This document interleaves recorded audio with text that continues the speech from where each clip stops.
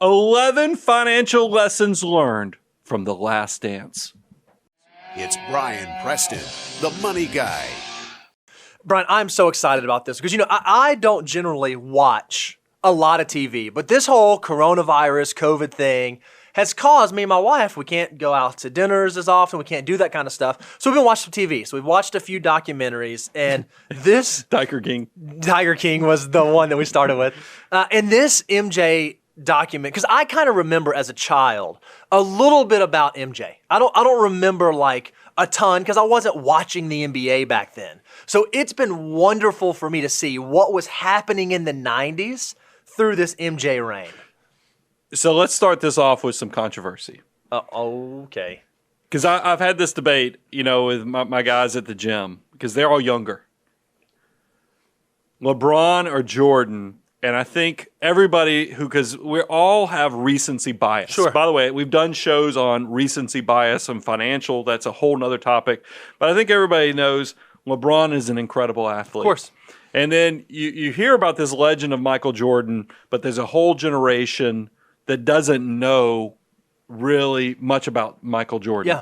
And then I think, and let's go bigger than that. Let's talk about the Bulls in general during the 90s were incredible. And I want you guys to get some perspective on how big of a deal this was.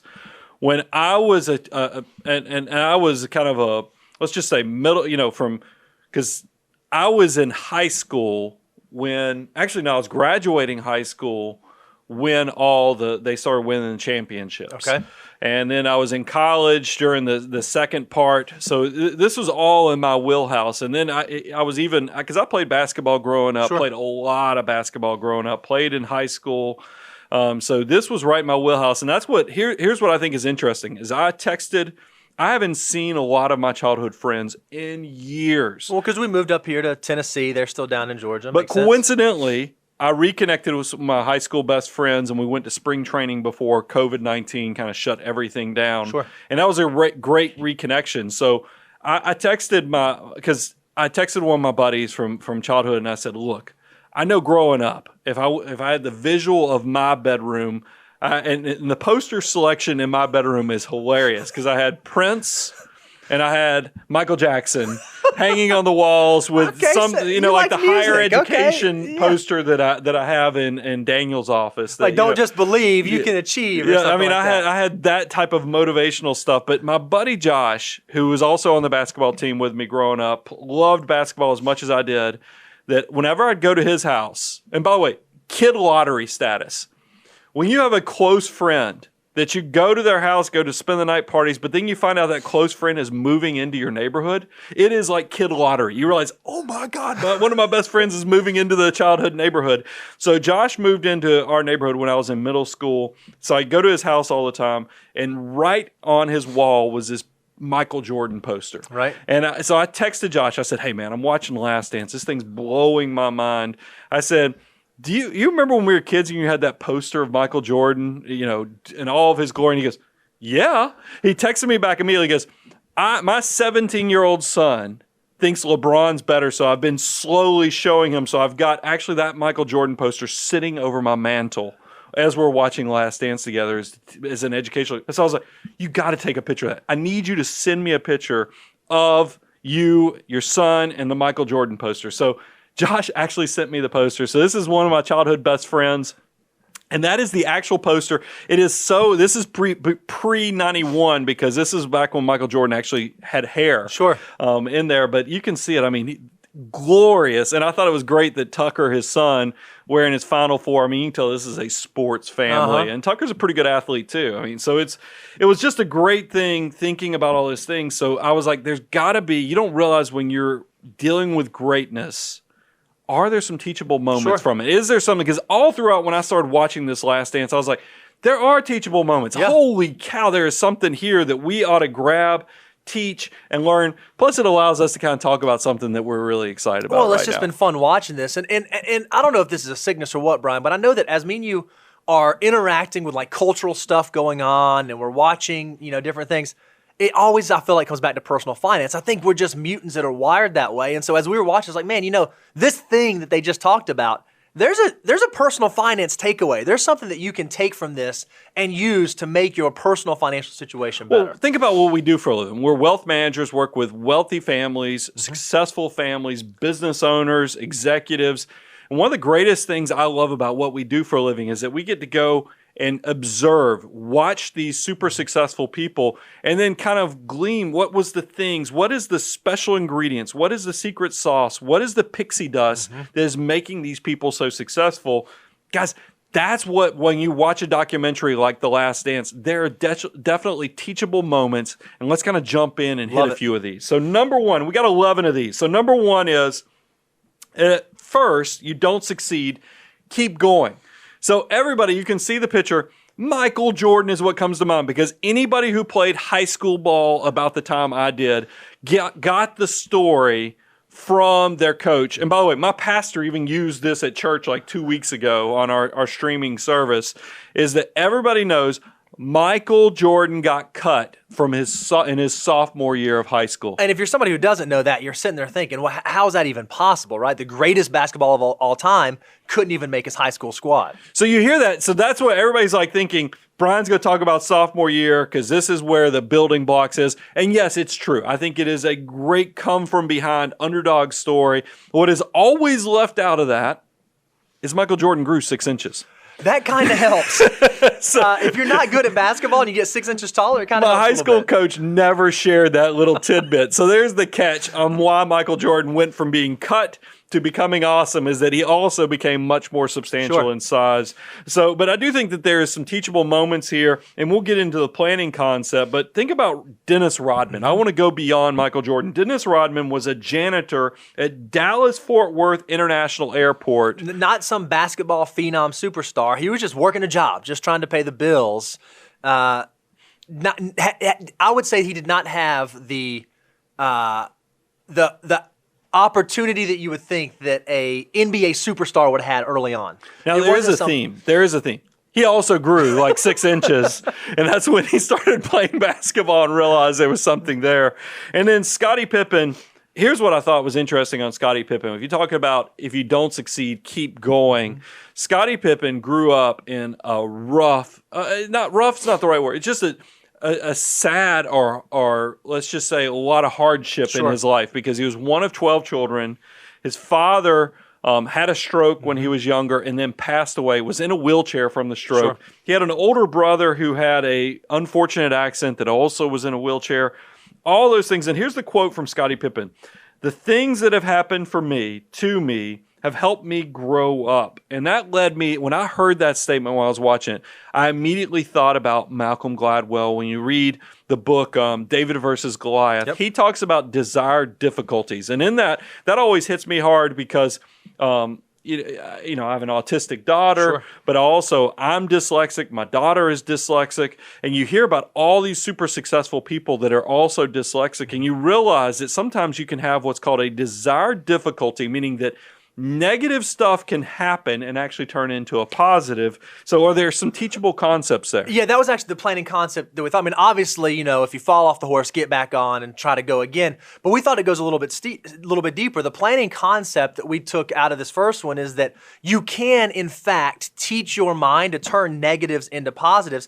And we were even thinking about some personal ones, specifically early on in your life. And then as we started working together, 10 years ago, where some negatives, some failures actually led to some pretty exciting successes. Well, you think about Michael Jordan, where does that competitive spirit come from? He shares in one of the earlier episodes of The Last Dance is that he was always trying to get his dad's acceptance. And then, you know, that love for your parents or trying to get their acceptance. And he had this older brother that his dad loved working with. Made me think of like, I lost my father at a young age. And you could see kind of that was kind of symbolized when Michael lost his. But then I was thinking about bringing it to something more fun so that I don't tear up like Jordan did. Bo, you and I have had some wins and losses as well. Back in 2009, we came up with this coaching. We'd already started the Money Guy show started in 2006, started having some success. I was like, okay, this is great for the consumer, educating people of these concepts.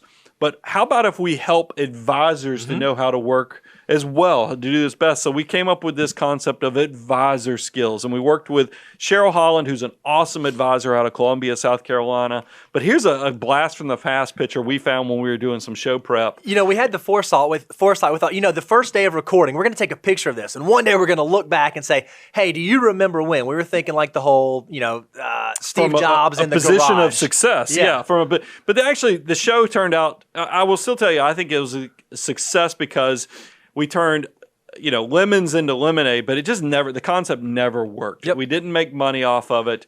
Cheryl was great, but it just never got traction. Sure. So it is one of those things, but I always tell people the desired difficulty that came from this negative outcome was, you notice that there are 2 mic stands there, 2 microphones, Bo with much more hair, looking much younger with that snazzy sweater vest, super keeping nice his Argyle core warm. Vest.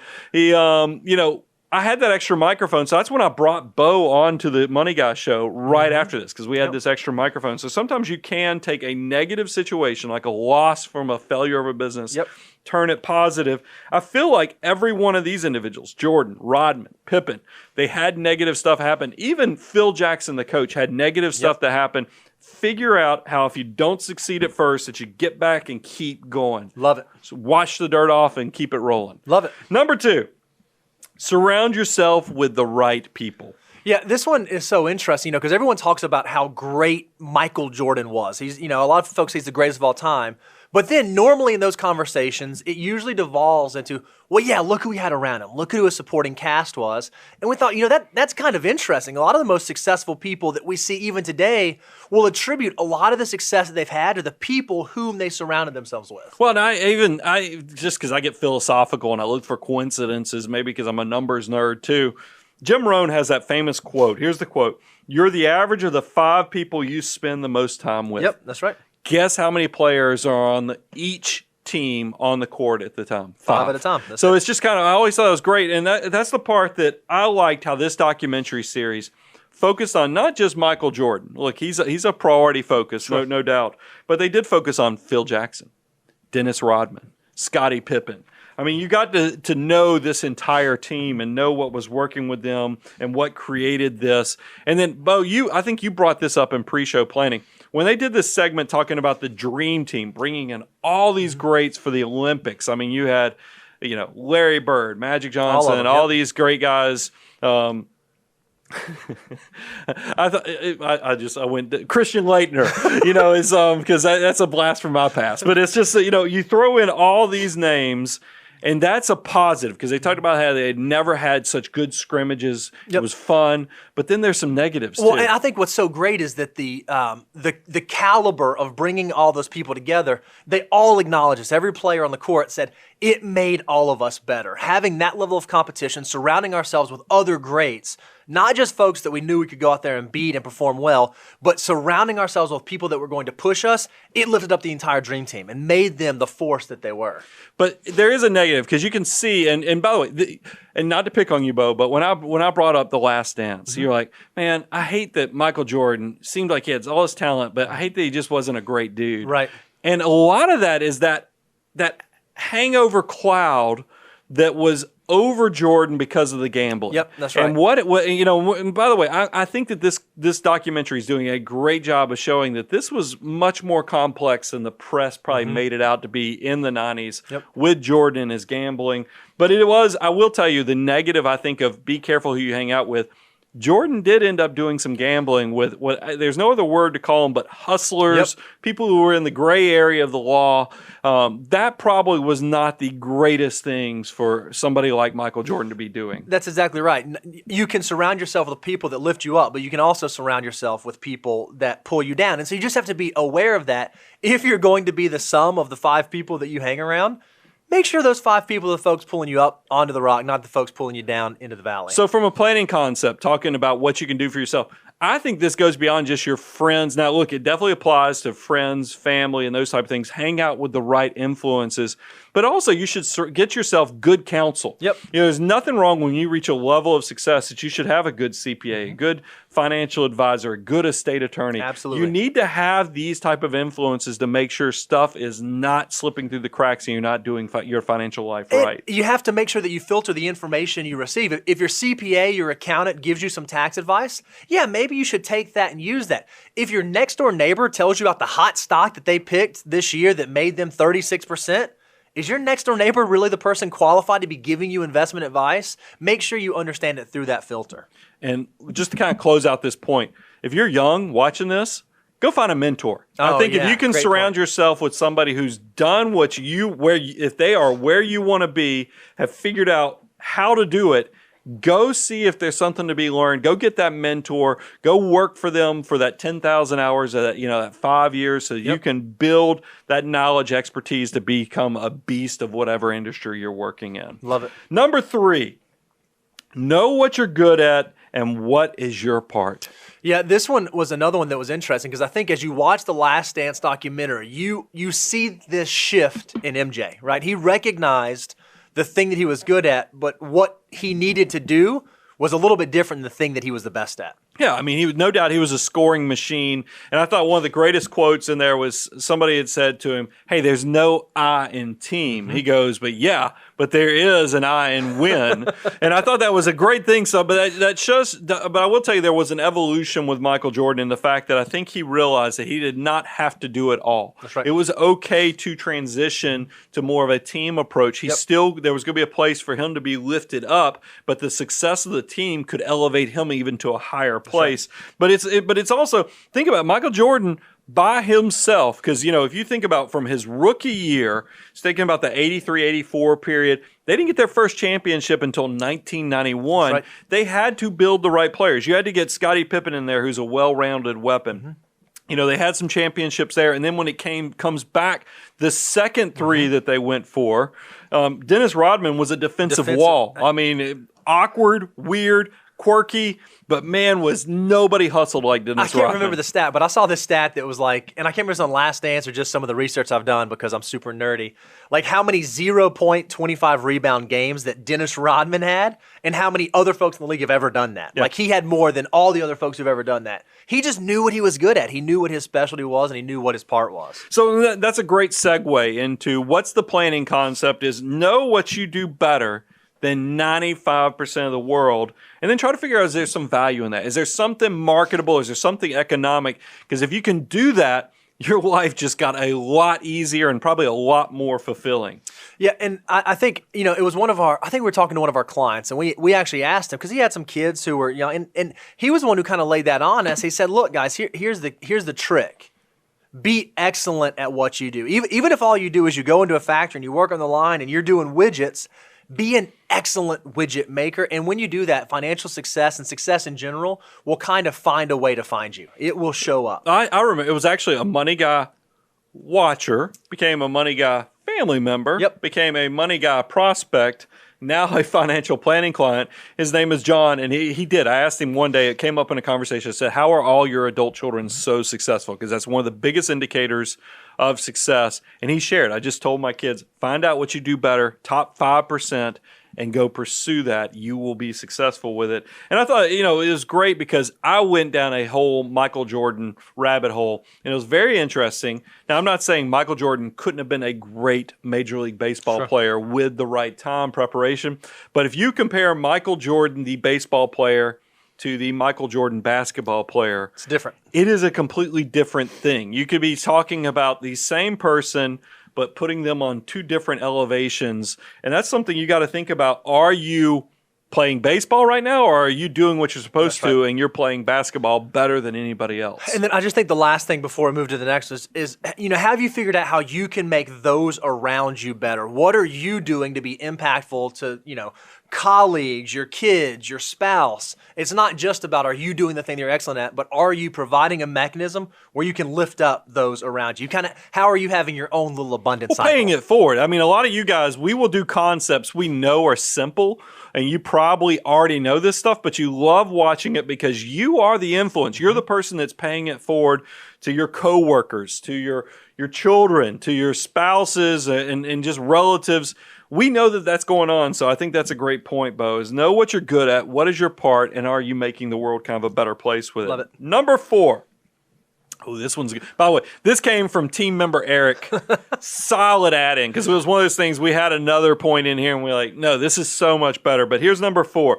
Be wary of locking into a bad long-term deal. Yeah, this one is one I actually didn't know. I've learned a lot of stuff the last dance, but this is one that I really didn't recognize how big of a deal it was when the Bulls were going through their championship runs. Yeah, what ended up happening, realize Scottie Pippen he comes from it was a humble situation where he is one of 12 kids. I'd already shared that his dad was in a wheelchair from a stroke, passed away early, had a brother who was in a freak accident, also in a wheelchair, not a lot of money in the family, so really humble beginnings.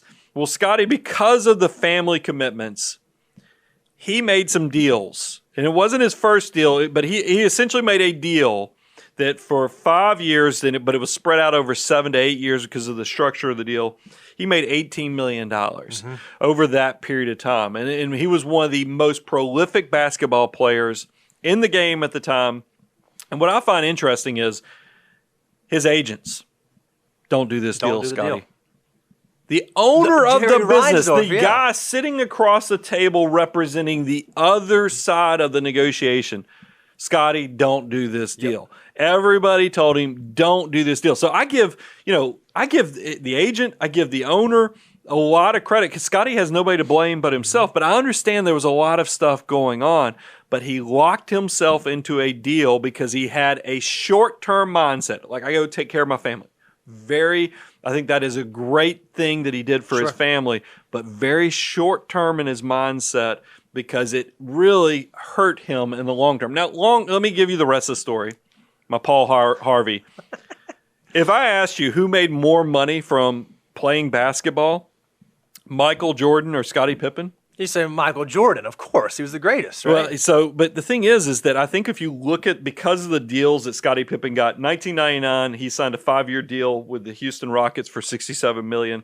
And then 2003, the Bulls brought him back to let him play out his last 2 seasons for $10 million. If you add up those with the other contracts, he got to about $100 million. Payday. He got to $100 million, whereas Michael Jordan's around $93 million. So Scottie corrected the ship in the beginning, but at the end of his career. But I will tell you, when he made the $18 million deal, very short-term thinking, not a long-term mindset. So there's some planning concepts you can get from that. Yeah, so you might be sitting there thinking, well, no one's really offered me an $18 million deal. How does this apply to me? How often, Brian, do we see potential clients, potential prospects coming to us, and they were sold some insurance product or some private deal or some thing with a lockup period that controls their behavior for 7, 10, 12, 15 years that may not have actually been in their best interest at all. They make a decision right now because maybe they're afraid of the stock market, or maybe they like the thought of a guaranteed rate of return.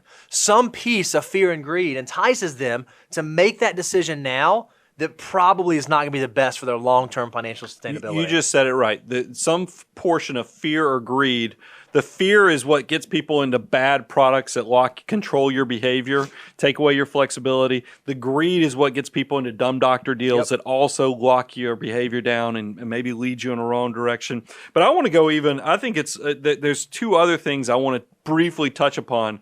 I've gotten so many comments recently that watch our show, and I realize these people aren't part of the Money Guy family yet.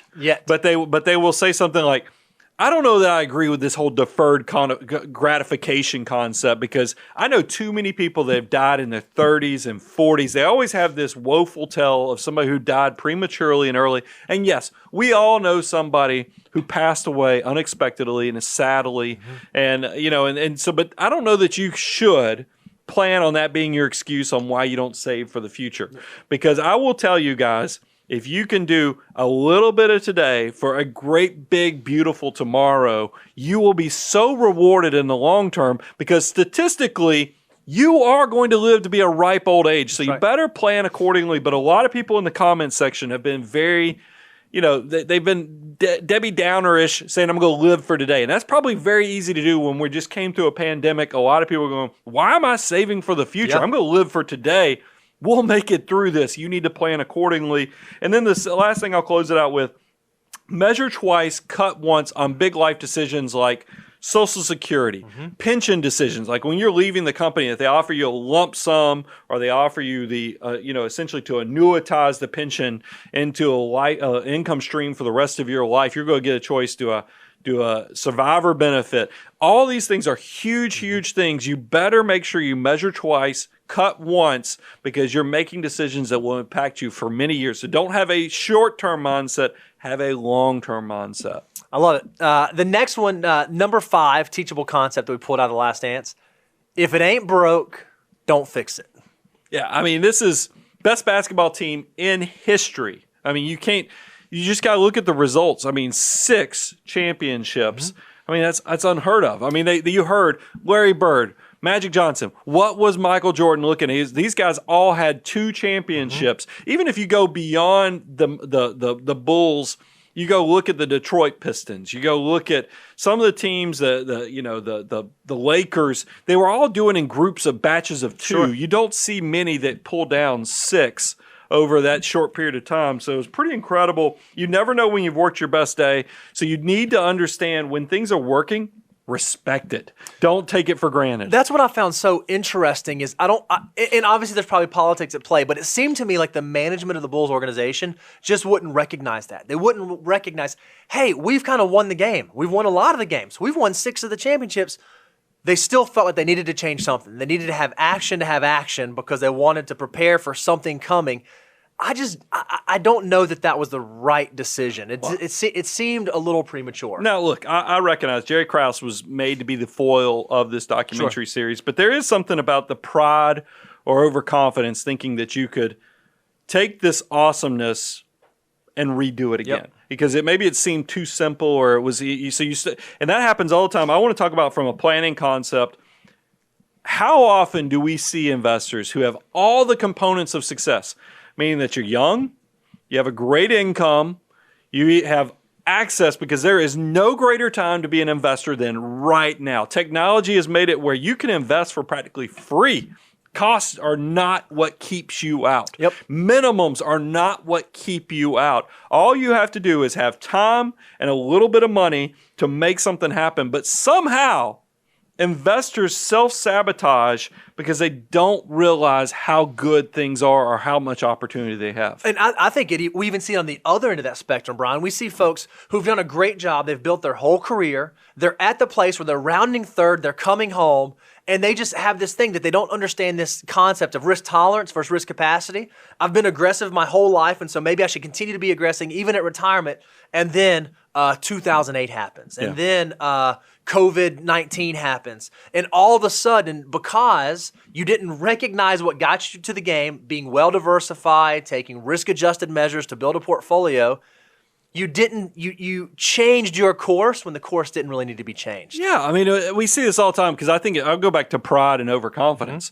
See somebody who builds an entire portfolio that gets them to a level of success where now they should be on cruise control. Yep. They've done all the hard work. That's a great word. But then they get to the point where somebody comes and it's that greed component. Somebody comes to them with a dumb doctor deal. Yep. Some private deal seems sexy because, this is what rich people do with their money, and they forget what brought them there. Or somebody, we saw this back when we were in Atlanta, is that, gentlemen who had reached all financial success, started a small business, reached a level, but he wanted to help his son go into real estate investing. And then 2008 happened, lost it all. Yep. I mean, so you have to understand that, rebuilding, sometimes it can look better on paper than the reality of it. So know what got you there and stick to it if it's winning. Absolutely. Number 6, be the leader that puts in the work. too.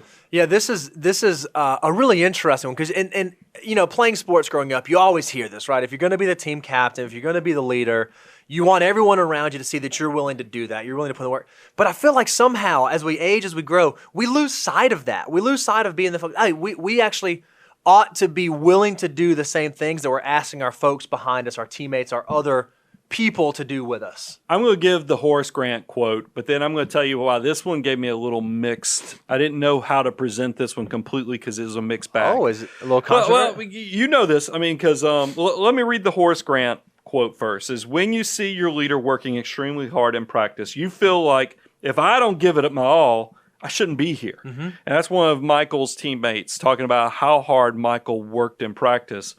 But when I think about this from a philosophical standpoint because Michael, if you watch this documentary, you're going to see that his teammates, because realize they're all older men now, that accomplished incredible things, but when his teammates talk about how it was to be a teammate with Michael, it's not all positive. No, it doesn't sound like it. So you have to, because matter of fact, he got a little teared up in the fact because he says winning has a price, leadership has a price, and he was very frank with him. If I saw you at practice not giving me the best version of yourself, I would crawl up inside of you and give you what you needed to get the best out of you. But I think you could see when he saw these players say the things, little bit of regret, just because. Why? I mean, it is one of those things, and there was a tinge of regret there, and that's why he was so emotional at the end of episode 7. That's why ESPN has been blasting out that little glimmer of moisture that was in Michael's tears there. So it is one of those things, but you have to put the work in because it cuts both ways. Is that people want to see somebody who works hard, and I've often said, Bo, you know this. I tell you when you're saying because I've met billionaires before, and you've alluded to, man, wouldn't it be great to have that? And I'm like, look, most people, if you get to a $50 or $100 million, you go like, man, I'm happy. I got enough. I've done it. But there are people that say, nope, need more, and keep going. And Michael Jordan's kind of that way too. He's got that mindset where he's going to win. And I don't know a billionaire. That's why people talk about Donald Trump, President Donald Trump. Sure. He's a billionaire. All billionaires are kind of weird. I mean, I'm just going to go ahead. Maybe I shouldn't say that out loud, but it is true. And I think by the way, Michael Jordan's a billionaire too. Sure. I think they're all wired a little differently because the typical human, when you get to a level, you just say, got enough. Yep. That's it. But there's something different about some of these people that, winning at all cost, and you need to pay attention to that. But it made me think of when I read this quote about how hard Michael was, it did make me think of another great. Okay. I've talked about on the show Steve Jobs a lot. Yep. I mean, he's one of the people, one of the better memories I have of, audio books that I've done with my teenage daughter was the whole Steve Jobs autobiography. But here's a quote, because realize, just like it's Brian and Bo, I don't want to make myself, because, but there was a cool one in there, Steve Wozniak. That was Steve Jobs. Steve Jobs was kind of the cool one. Steve Wozniak was the kind of the guy that was probably actually designing the computer. I don't know where I fall into this. Comparison he just put there. But there was Steve Wozniak was asked recently because realize Steve Jobs passed away. So sad because there's so much potential. Sure. You don't get to be where you have all these wins where you create Apple. Then you create Pixar, and then you come back and salvage what is left of Apple and turn it back into a powerhouse. I mean, that is just unbelievable. He is the Michael Jordan of technology. Yep. If you think about who is the Michael Jordan of technology, it was Steve Jobs. But here's a quote that Steve Wozniak, his business partner, said about him. Some of my very best friends in Apple, the most creative people in Apple who worked on the Macintosh, almost all of them said they would never, ever work for Steve Jobs again. It was that bad. So here's the part that I'm struggling with, right? Like as an athlete, I sit here and think, man, how cool would it have been to be on a championship team with Michael Jordan? Or as a business owner, I sit to think, man, how cool would it have been to have started something with Steve Jobs? But when you do peel back the layers, it kind of does make you ask the question, is that much greatness worth it? Would you want to have been part of something amazing, but absolutely hated it? Absolutely just chewed your fingernails on Sunday, couldn't go to practice, couldn't go to work. Is that really the kind of leader that you want to be? Is that really the kind of environment that you want to create? So I think, and it's a mixed bag. So I think you have to ask yourself, planning concept, are you being a good leader? And this a leader can be not only at work, but it can be in your family, your house, as a spouse. But you need to find out there is a balance there. Sure. I mean, that's the part that all of us are trying to figure out. So figure out where you are on that, and then try to make it something. And we're going to get to it in a minute. I don't want to give away what we close with, but I will tell you why is such a big component to knowing. Begin with the destination in mind. Where are you going? And that will save you from a lot of this hardship. Number 7, be willing to do what others are not willing to do. Now, this one I thought was really funny, Brian, because this is one of my favorites of all the 11. And I don't know why, because I don't feel like this is like especially like unique or resonates with me in any way. But when we were watching The Last Dance and was talking about Dennis Rodman and the kind of player he was and the way that he practiced and the thing that he focused on, it just seemed so unique to me. It just seems so far out of everything that I've ever thought about what a professional basketball player would think about when they're at practice. Now, we know you're a great baseball player. We know you're not an Olympic swimmer. By the way, there's a great story there. Bo can't swim. And then, look, swimming's not my jam. It's not that Bo can't swim. I have a hard time. I have to believe if I envision Bo playing basketball, he probably is more of the Dennis Rodman style than he is from Michael Jordan. I haven't even told you this. Our chat has been rife with folks requesting a live streamed 101 on Brian versus Bo. That's been going on. I would need a week to prepare just because I'm 14 years older, but I think I could take you. I'm nervous he's got the sky hook and there's nothing I'll be able to do But about it. here's the thing that I think is interesting. Anybody who's played basketball knows what is practice spent doing majority of the time. You're working on layups. You're working on free throws. You're working every guy who's ever played basketball is trying to figure out how high up over the rim you can get your arm because you're thinking about slamming. Those are all offensive weapons. Leave it to somebody like Dennis Rodman. He talks about what he did to be so good at rebounding is he had all of his friends get around and just start shooting the ball. He would sit under the basket and start paying attention. I got to believe this is almost like geometry to see what angles the ball was bouncing off the rim. So next time he saw a ball hit the rim that way, he'd know, he'd be there. He would go to where the ball is. It's kind of that Wayne Gretzky's, I don't skate to where the puck was. I go to where it is going to be. It's kind of the same way. I totally slaughtered that quote, but everybody who knows Wayne Gretzky's quote will know what I'm talking about. Dennis Rodman was doing the exact same thing with basketball, and I love that he was willing to do the stuff that others were not willing to do. And Bo, compliment to you, and you know this is part of my story too. I got my first job by doing what other people weren't willing to do. I went and interviewed a client of the firm I was trying to get a job at. You called me up and called me up like 2 months later, 2.5 months later. After you didn't give me the job. After I didn't give you the job and talked me into hiring you. I mean, those are the things. You have to be willing to do the stuff that others aren't willing to do. So let's talk about this. How do you pull this into a planning concept? Because we just came through one of these teachable moments. Immediately, I don't know if Warren Buffett and Dennis Rodman are friends and they hang out, but that's LeBron and Warren. Thought that I immediately thought about is, when you say do what others aren't willing to do, focus on something that others. That immediately made me think about the Warren Buffett quote: "Be fearful when others are greedy. Be greedy when others are fearful. Learn how to be a specialist. Learn how to be a contrarian." As an investor, all the time, we're taught and told to do things like everyone else does. Oh, if you watch the news, the market's scary. You got to get out. Go to cash. Go buy gold. Build your seed bank. Fill in the blank. And a lot of times, if you do those things, you're focusing on the wrong thing. You're not focusing on the thing that's going to make you successful. Yeah, so. Be a little Dennis Rodman there. Do the things that others aren't willing to do. Who would have ever thought on the Money Guy show the piece of advice we would give is to go be Dennis Rodman? So number 8, I love this one. Diversify your income streams and assets. And I think it's very appropriate that the picture that we have on the background on this is Michael Jordan with the first Air Jordans, version 1. And this was your add-in. I thought this was great because you're too young to be adding this comment, but it shows how unique your childhood was. Michael Jordan is what Al Bundy always aspired to be. Yeah, man. In my world, Michael Jordan is the single best shoe salesman that ever lived. Yeah, Al Bundy from Married with Children, by the way. You can just glean whatever things you want to from Bo's childhood from that statement. By the way, none of our workforce had ever heard of that show. Yeah. No one even knew what that was. Married with Children. So Al Bundy was a shoe salesman. And Michael Jordan, by the way, is crushing it. That's why I made the statement earlier. We think Scottie Pippen was way underpaid. But a lot of people don't realize Michael Jordan, in a lot of aspects, was also greatly underpaid as an NBA player.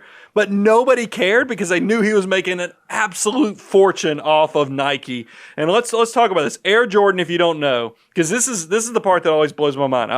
When pre-show, we were talking about this. When I'm watching a college football game, can't wait for the fall. Please come back, college football. It cracks me up when I see a football player's jersey and there's the Air Jordan logo sitting right there. I'm like, it's the wrong sport. You're not even in the right place. Even the picture is of him slamming a basketball is on a football player's jersey, and that football player is daggum excited that Air Jordan brand is there. And the reason is because this brand is through the roof. And by the way, what has Last Dance done? Probably another generation of people will understand why Air Jordan is so popular. And this is why it is estimated that Michael Jordan is worth $2.1 billion. And I would argue that it's not because of the money he made as a basketball player specifically. It's because he understood diversified income streams. He made $94 million as an NBA player, but now it's estimated he makes around $130 million a year. A year from Air Jordans. I mean, so it's kind of a crazy thing, but that's not it. Michael Jordan also has Gatorade. He has Hanes. He has Upper Deck. I mean, he's really diversified a lot of his income sources, and it's incredible. And this is the last thing, and then I'll put the teachable moment. But I think I will have to give you some stats when I see it. But Michael Jordan didn't want to work for Nike, by the way. He wanted to work with Adidas. Most unbelievable part of the whole documentary. Don't you think Adidas is probably going, oh, how did we screw that up? I mean, we would be a completely different company if we had Michael Jordan. So, but they gave it. He didn't even want to go to the meeting with his mom, with Nike. His mom, had to basically bully him into doing it. But here's the thing: Nike had the expectation that by the end of year 4, they wanted to have sold $3 million of Air Jordans. First year that Air Jordans are released, they sell $126 million. I can't fathom to have an investment or that level of success to that extent, that unknown extent. And I love the tagline from the campaign that came out of that. It must be the shoes. Must be the shoes. Because he was so daggum good when you saw him play. You're like, it has to be the shoes. Tell me that doesn't create a brand that people want to be a part of. And let's talk about planning opportunities from that. Diversification is your friend. I mean, this is one of those things. The bigger your portfolio, the bigger your enterprise gets, the more you need to diversify where your income streams are coming from. So you think about it. If you own a small business and it's making great income streams, this pandemic is probably showing you, whoa, things can turn on a dime. I better make sure I spread my income sources out a little bit more. Look, I don't want to pick on anybody, but we talk about this all the time, Brian. In one specific industry, the builder, real estate developer industry, very often we see them go from one deal, roll it into another deal, roll it into another deal. And the only game that they're playing is they hope that the last deal that they do works out. It's a boom or bust cycle, and that's what you want to diversify a little bit so it's not always a boom or bust. You know, you either way on top or you fall all the way to the bottom. And that's why we talk about army of dollar bills, because what is the whole purpose of you having an army of $1 bills that are working just as hard for you that you are with your back, your brains, and your back? I said back twice. Your back, brains, and hands. With your back it's twice, all right. I got excited about it, but it is the concept holds that you want your money working as hard as you do, because that's where true financial independence happens. And then, Bo, you brought up in pre-show planning net worth statements. Yeah, if you don't know if you're diversified, right? One of the best ways to be able to tell if your assets are diversified, if you're spreading it out well, and not just across types of investment, but even like tax status. Are all my assets in pre-tax? Do I have any after-tax? You should be doing a net worth statement every single year, at least annually. If you're not doing that, you're just flying blind. It's something I started doing way back over a decade ago, and I'm so glad now because I can actually see the path that I've moved on and how, as my circumstances have grown, so too is the diversification and breadth of my entire financial life. And you know my regret. I didn't start doing a net worth statement until 2006. Yep. So I'm only 14 years into it. I would have loved to have had that net worth statement back pre-2006. Number 9, let's talk about don't let short-term emotions cause you to make a decision with long-term impacts. Bo, what am I talking about there? Yeah, this one was really frustrating to me because, again, this is a part of the story I didn't know. It was in, I think it was the semifinals or something like that. Scottie Pippen, this is when... In the year that Jordan was playing in the baseball. year that he was gone. So he was off. So Scottie Pippen had kind of risen to be the team captain, and he was the leader. And it came down to the last few seconds, and Phil Jackson, rather than calling a play that put the ball in Scottie Pippen's hands, he put it in Tony Kukoc's hands, right? Exactly. And Scottie was so upset about that, he said, I'm not going in. Yeah. Like when his team needed him the most, because he was emotional, because he didn't get his number called, he chose to sit that play out. As an athlete, or as a former athlete, that's just mind blowing to me. Like that. You can call yourself an athlete. You have a gym in your garage. Well, I do have a gym in my garage, but it blew my mind that Scottie did that, because here's what I think is so sad. It did tarnish his reputation a little bit. He had to carry the weight of that very emotional, very short-term, very small decision into the rest of the games they played that year, into the next season. He had to overcome that all because of one very quick lapse of judgment, because he knew better. We see this all the time in financial matters too, is that if you're looking at planning concepts from this, is that we see people all the time through emotional, once again, just like Scottie Pippen, very emotional, make a short-term decision that has huge, not a ripple effect, but a wave, a crashing tsunami of a wave from making this behavioral thing. And here's what, let me give you some examples. We just came through a pandemic. Markets got beat up.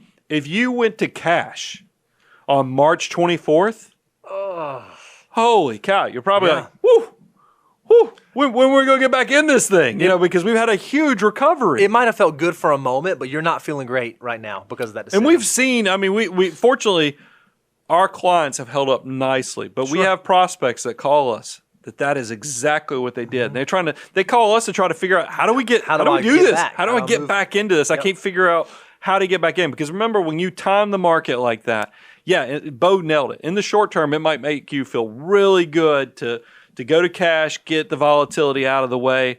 But man, as things start to recover, when we hit that V-shaped recovery, and you're like, what did I do? Oh gosh, how do I get back into this thing?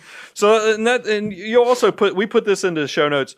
Just because you're upset at your boss doesn't mean you should necessarily have your Jerry Maguire moment. I know that's starting to show some age on it, but realize Jerry Maguire was one of these guys, got very upset with his boss, decided to go leave and start his own company. Now, it worked out great. And I'm not even going to say I didn't follow something like that. But the difference is you didn't make an emotional decision. Exactly. You planned and you planned and you planned, and then you did it. It wasn't a short-term emotional, I'm going to do this. I have given counsel to friends when they come to me and they tell me how dead end their job is, or there's something going on that just makes them really sad. I'm like, okay, but let's talk about where you go from here. What is success from here? Because you're just quitting your job. I'm thinking 3 steps ahead is, it's going to make you feel better that you went and had that take this job and shove it moment, and you're going to stick it to them, especially if you're on a big project, you're an important person. But what does that look like for your family? What does that look like for you financially? You better do some planning. Measure twice, cut once, so that you don't get yourself in a bind because you're just looking for that short-term boost. So pay attention to that, and I think you will be much better served. Love it. Let's move to a fun one. I like this one because this one was one of my favorite parts of The Last Dance. Was slide 10 was, being good at what you do may result in extra flexibility at work. This one, so a lot of people in this, again, if you're listening to this on iTunes, Stitcher, iHeartRadio, we do a live stream. And so people have been saying, man, I can't wait to hear what their advice is going to be about going to Vegas, or about leaving work, or about Carmen Electra. Can't wait to see what their advice is there. But we thought about this because we were like, man, how good must Dennis Rodman have been that his coach... Because just to set this up, and by the way, nobody is as good of a storyteller as Michael Jordan is. Yep. I realize not only is he a great basketball player, great storyteller. Because he was like, one of the things he shared was he got called into the office. And who's in the office is Dennis Rodman, Phil Jackson, and then Scottie Pippen. And the coach tells Michael, hey, Dennis is saying he's kind of up to here, and he needs a vacation. He needs a vacation. And Jordan's like, if anybody needs a vacation, it's me. No, but he's got to blow some steam off, And Scotty and Phil Jackson's like, if I give you 48 hours, Dennis, because he wants to go to Vegas. Right. This is your coach saying 48 hours. Dennis Rodman, in the middle of a season, got to go to Vegas, and they show clips of him coming off an airplane, shotgunning a Miller Lite, or was it a Coors or Miller Lite, and then jumping on a motorcycle and driving off to go to Vegas, or he's in Vegas, and you're like, where in the world does this happen?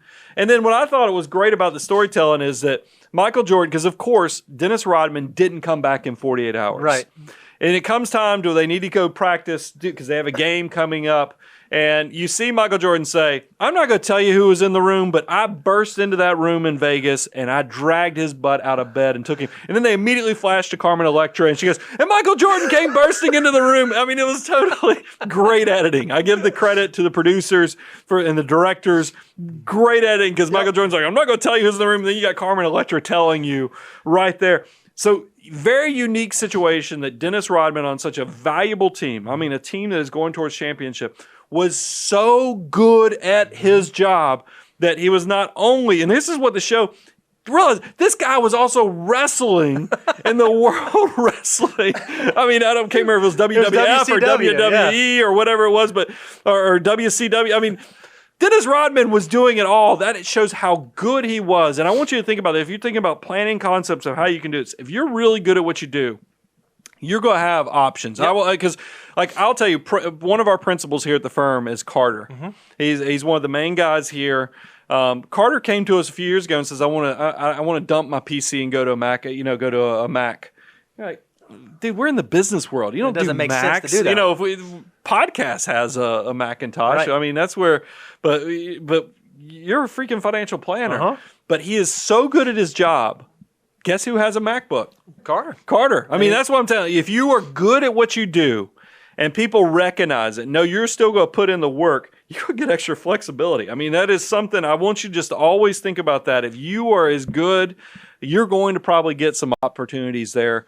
And plus, it allowed me to tell the Carmen Electra story. Oh, and I think another opportunity is, the better of a saver, and it's not just being good at work. That was what Dennis's thing. But the better of a saver, the better of an accumulator you are, the more diversified you spread the more flexibility you're going to have when you get to retirement. If you can be good at something, if you're just a good wealth builder, the better you are at that, the more flexibility it's going to afford you in retirement. So think about that. When you're doing the deferred gratification, taking a little bit of today for a great, big, beautiful tomorrow, I want you to think about this is so you can chug the beer and jump on the motorcycle just like Dennis Rodman because Carmen Electra is waiting on you. As the chief compliance officer, I need to come out and say that the Money Guy Show does not advocate drinking and motorcycling in Vegas. Yeah, we didn't go into the hairstyles and the tattoos. Who would have known Wesley Snipes was such a great motivation for... he really did do a Wesley Snipes hairdo to start. That was we can go on. Dennis Rodman, man. If you're watching the show, come hang out in Nashville. I heard you had a bad first impression. We'll hook you up the next time you come. I don't know if we could hang with Dennis. So. Not Number 11.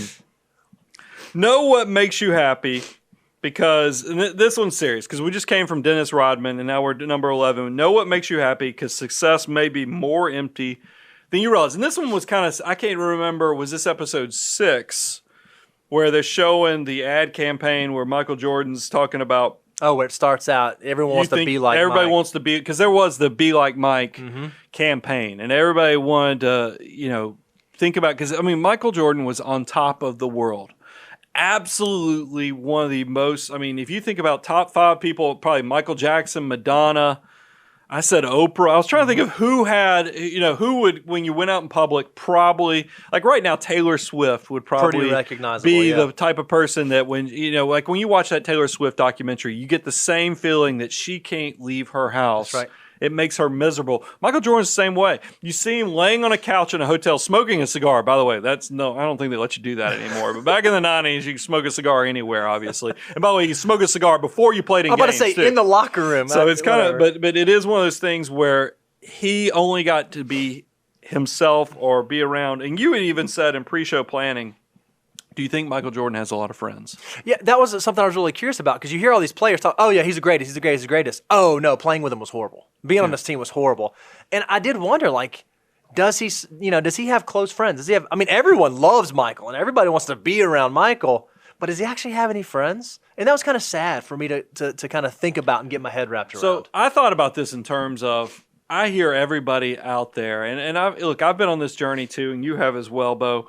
Started from very humble beginnings, come from nothing, now start to have some success, and it gives you a perspective. I don't think people who haven't reached, that status, that millionaire status you're trying to reach, you get here, and then you're like, there's great, it's good, but there's some stuff that I might have gotten wrong, because that's why I always ask people, when you tell me you want to be rich or famous or have all this wealth, I always say, why?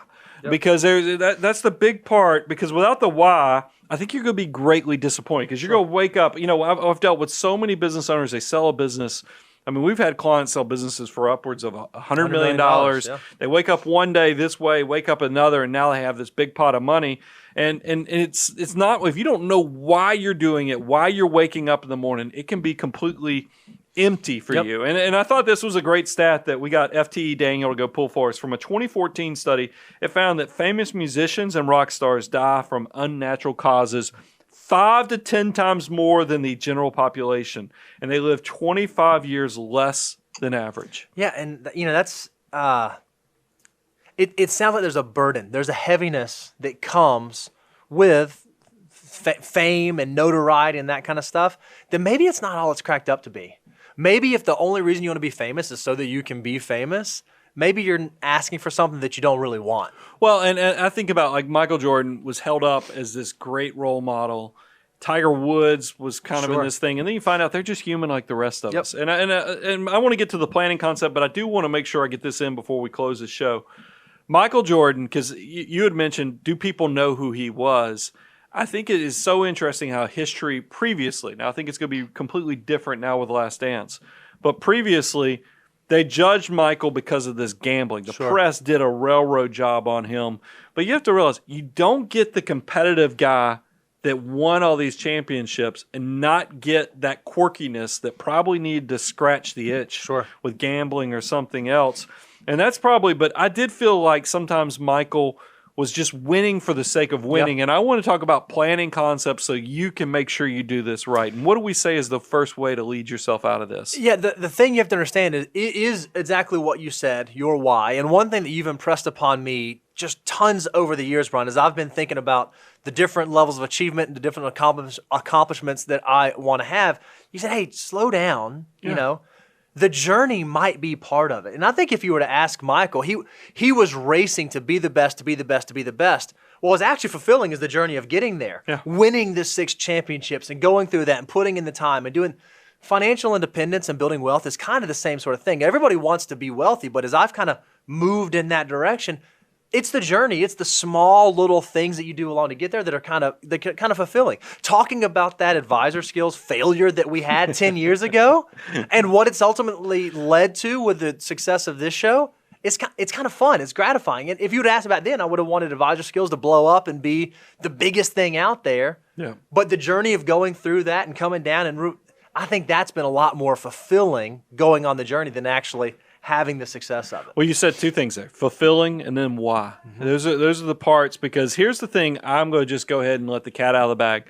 It's never going to be enough. Yep. And that's the biggest thing I've realized is that there's this concept called the hedonic treadmill, meaning that, you need to, as you have success, do things slowly so you savor it. So like if you won the lottery, the biggest mistakes people who win the lottery do is they don't just go buy like a fancy car. They'll go buy them a new house, then they go buy a lake house, and then they go buy, this. They just stack on whatever, and they do it all at once that you're so numb through the experience that you didn't even get to enjoy it. You didn't get to process.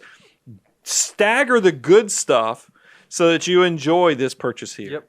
Stagger enough time, you enjoy this. That's why I love trips, is because you get to look forward. The anticipation is part of it, and it helps you with the why. Because if you just have the goal, you're going to find that once you reach that goal, if you didn't have the why, you're probably going to lose some of the purpose. You're going to lose some of the fulfillment. So focus on that. And I think if you understand the happiness is that journey that you mentioned, and that you can look back and have teachable moments, but also keep yourself to a humble level. Once you have success, it will the why keeps you grounded in a lot of ways. That worldview never gets completely distorted. That I see a lot of people with success that leads to that depression and leads to the emptiness that's really scary. Man, I've loved going through. I know we're only 8 out of the 10 through. I'm so excited for the last 2 episodes. I'm so excited to see where this goes. Because, man, it's been awesome. It's just been awesome watching something so great chronicled all throughout the 90s. And I don't know. I've had a lot of fun. You got to live through it. I mean, I lived through it too, but I just wasn't paying attention. I've loved every second of watching these things. No, it's been good, and I think it really probably has. I went to our gym. I got to go to the gym one of the first times. So all of you who've left mean comments saying, when did Brian get fat? It's we're about to come to a close on that because I'm back to going to the gym, and while I was changing at the gym, they had ESPN. They were debating whose team would you want to be on, LeBron's or Jordan. So there's probably a whole new generation that is going to know just how great that team was of the Chicago Bulls in the 90s.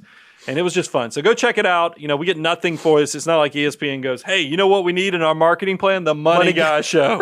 That was not part of it. But it was ESPN, if you want to be in our if you want us to be in, we're happy. We'll do it. But it was one of those things that we got so much enjoyment. We wanted to tell you about it. So go on the journey. Go check it out. But also remember, a lot of teachable concepts. Abundance cycle. Come learn, apply, grow. We think all things in life, if you can keep the curiosity for life, there's so much to be taught and learned. And if you just don't want to pay attention, we'll help you do that. We'll fill in the gaps so you don't have to go learn all these things yourself. You can just enjoy it. We'll take the pictures. We'll do the journaling for you so that you get the nice little brochure of all the concepts you should have learned from The Last Dance. But guys, we love the Money Guy family, and thank you so much for tuning in. I'm your host, Brian Preston, Mr. Bo Hansen.